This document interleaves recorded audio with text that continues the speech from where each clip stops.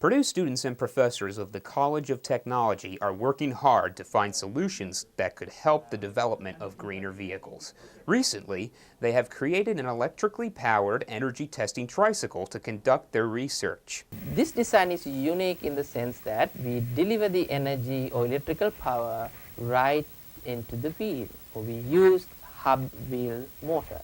So when you use the hub wheel motor, that means motor is in the hub. So we send the electrical signal and make it to turn, and this check where the position is, and then send another signal. It has a built-in the device that communicate to you about how much energy is delivered to the motor, how much energy is transferred to the capacitor, what is the historical data. The tricycle features a reclining seat with pedals located in the front and handlebars on the sides used for steering. The research on this tricycle was applied to controllers, battery configurations, charging devices, and motor drives. The tricycle was constructed within Purdue's International Rectifier Power, Electronics Development and Application Lab. It is here that research focuses on how to improve the efficiency of electronically controlled DC motors. The goal we have is to come up with a system that is the consume least amount of energy, and you can produce at the least cost. The cost is important. Otherwise, people will never use it. There are systems, they're so expensive, so why bother? So once we reach that point that we think that we can mass produce this one with very least amount of money, that means many people will use it. The research is important because these motors could eventually replace the mechanically controlled motors that are used today. This is Stephen George reporting for Fast Track.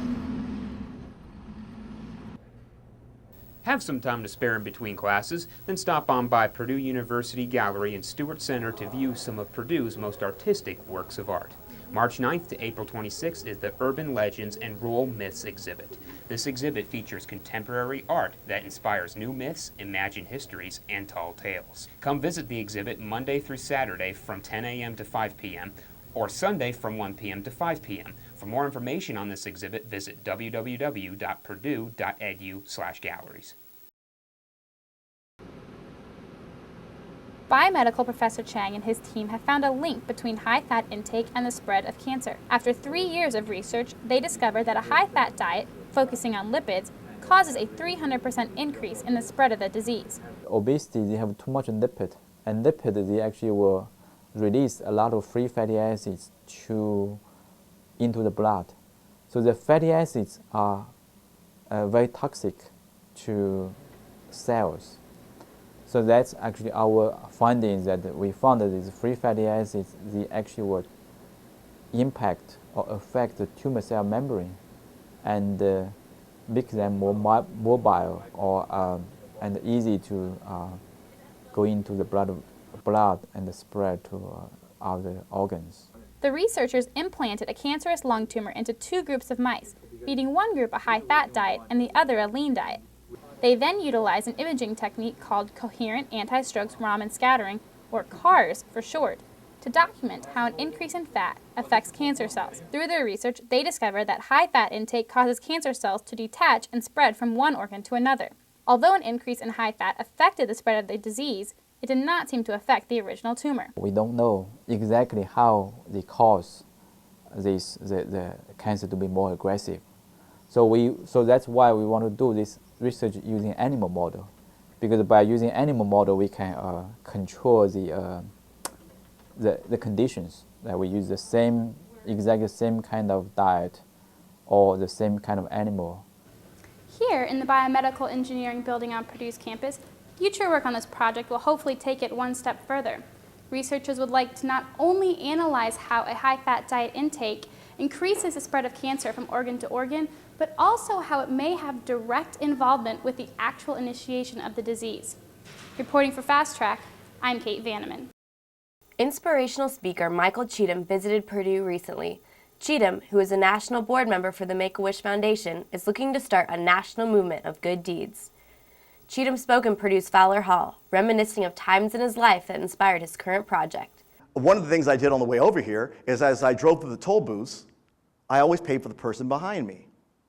And what I recognized is that the person in the toll booth was immediately impacted by that act of generosity. They're always like, wow, that's really cool. I go, yeah, that's how I roll. He believes good deeds causes a ripple effect, as in, if one person experiences a good deed, others will follow suit. After his speech, the audience joined him outside the Stewart Center and witnessed the release of 100 balloons, each attached with a ripple card. Cheatham hopes that someone will find the card and in turn do a good deed, then pass the card on to another person. And right here, right now, today, April 7th, 2009, we're launching something that's going to change the face of the world, and you guys are all part of it. Here, cheers. Off they go.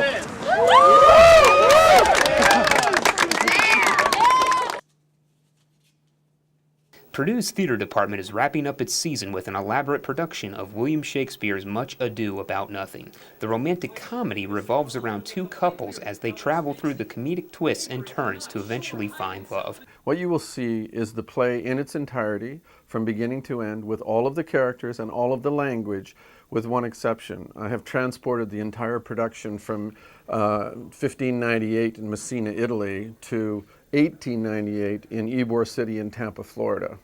And it's Cuban. We've taken the whole thing to a Cuban world. The cast of 21 has been in an intense rehearsal process for the last 6 weeks, including locking down salsa choreography for an elaborate dance number. This will be the largest production the department has put on all year. It's an access to Shakespeare that should really bring the play alive. And you'll hear all the language that Shakespeare wrote, but you'll hear it differently, I guarantee that. The show will run through April 25th, with showtimes beginning at 7:30 p.m. 2 matinees will be offered on April 19th and April 25th, both beginning at 3 p.m.